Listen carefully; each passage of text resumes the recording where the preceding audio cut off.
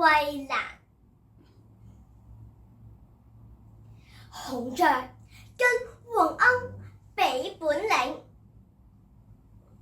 孔雀抬起頭，驕傲地說：我的華麗羽毛引人艷羨。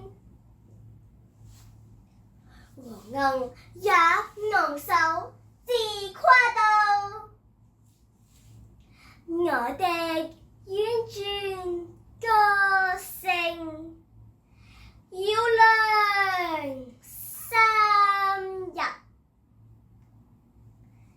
一身灰褐的小麻雀走過來，輕輕聲聲地問：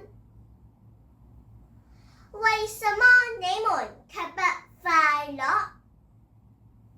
是擔心漂亮的羽毛會脫落，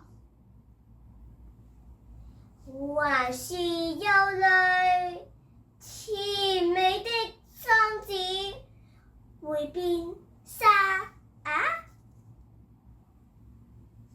說吧，麻雀蹦蹦跳跳地走開了，仍是唱着那一首調子簡單但輕快